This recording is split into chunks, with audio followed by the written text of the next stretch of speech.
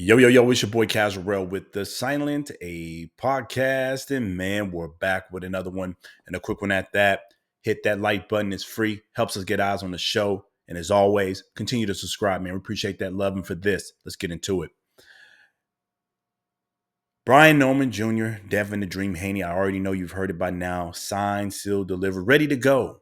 November 2025, man. We're going to see these young warriors, these young men fight for the WBO in the 147-pound division. Shout out to Riyadh Season. Shout out to Turkey Al-Sheikh. Shout out to both corners. Shout out to both backings, meaning the Haneys and the Normans. Shout out to both fathers who are pushing their young men, their young warriors to continue the sport of boxing, continue to challenge themselves, and continue to grow. This is crazy. I don't know what's going on in the sport of boxing, but it's a great time to be around in the sport of boxing. We've got all kind of fights, not just being talked about, but coming to life, coming into realization. We're seeing this for the first time in years, man. I'm talking decade, at least. Hell, probably longer than that.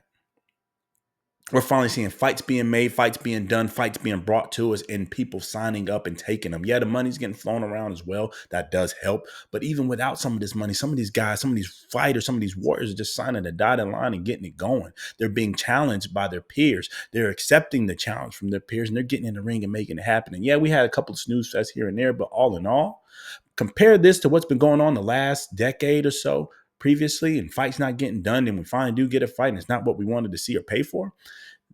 This has been a great last 2 years or so, maybe even longer than that. Maybe, 2.5 years of boxing going down completely. And now we got the likes of Brian Norman Jr. and Devin the Dream Haney about to get it on November 2025. And all I can say is this: we got to put some damn respect on Devin the Dream Haney's name as well.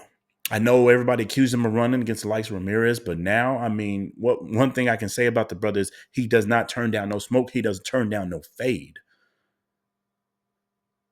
Tried to get it on with Teofimo Lopez for August 2025. Teofimo backed out. Devin Dream Haney signed his side.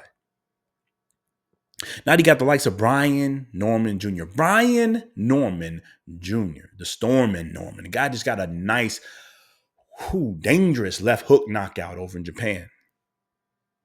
A lot of people wouldn't sign up for that after they just saw what happened over there to Jin Sasaki. Devin Dream Haney and company signs the line. Agrees to the fight, no problem, at 147 pounds WBO. And now you got the likes of Brian Norman Jr. himself, obviously takes it, takes all challenges and says, bring it on. In theory, Devin the Dream Haney is quote unquote the smaller man here, but to be honest, we've covered this before. They're both same in stature, both same in size. Devin Dream Haney's always been a big boy. But I think the difference obviously going to come down to the power. 147 pounds. Brian's been fighting there for a little minute now. Gotten comfortable now. And true boxer puncher now. Putting his stuff together. Being precise. This is a good fight. Interesting fight. Dangerous fight for both men. One of them, you might lose to the smaller man that just moved up into your division. Hasn't truly fought at 147 pounds yet. The other one, you could get knocked out crazy. We already saw what happened with the likes of Ryan Garcia left hooking off on the likes of Devin the Dream Haney. Bad night for him. Osterine, no Osterine. He still got hit with the left hook. And Brian Norman Jr. has been perfecting that lately. I think the skill set of Devin's going to carry him through this fight. I think it's what's going to make it interesting. Clearly, I don't think he has the power to hurt the likes of Brian Norman Jr., but I think he has respectable power to keep him off at bay and box smart without running. And obviously, Brian Norman Jr., I think, has the power to seriously hurt the likes of Devin Dream Haney and get him out of there. And has the boxing IQ to actually cut the ring off and get his shots in. If you ask me today who's going to win between these two, I couldn't tell you. Definitely have to wait as we get closer, see some tape, see some workouts, see some of the behind the scenes camp footage, see these interviews, see where their mindset is, and truly make an impact decision on that. But the first look way out right now, it's still June. Hell, almost July. It's 50-50. and it'll be a good fight. Shout out to the sport of boxing for getting this one right. Especially since there's not much being made at the 147-pound division right now, but it's starting to get sexy. You know, you got Pacquiao and Barrios about to get it on in July. Don't really like the fight, but it is what it is. But there's not a lot of names at 147, so they're making the biggest fight possible they can, and this is good. We got it right. We got it right this time. It's going to be good. Shout out to these young men. Shout out to these young warriors. I'm interested for it. I'm here for it. We'll be covering that. We'll be doing our, you know how we get down, keys to victory. We'll see how both men can win this fight, and then as we get closer, make a full-on prediction. But in the meantime, we're going to sit back and enjoy the sport of boxing, how it's been growing. I'm waiting to see what more fights can be made. You know, there's a lot out there. It's 2025 is halfway through, and there's still a lot of boxing left to be made. It's been a great year so far. Shout out to the sport of boxing. Shout out to the fans. We're finally getting what we deserve. And, you know, years of abuse of paying for pay-per-views and cards and all this stuff and trying to tune in. It's expensive to be a boxing fan. And it's finally paying off for us in dividends.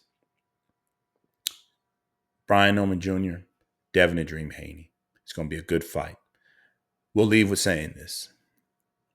Devin the Dream Haney better be careful, because it could be a left hook massacre. We already know that's what Brian's going to want to do. He's going to hook, but it might not just be the left hook. It could be the right hook as well.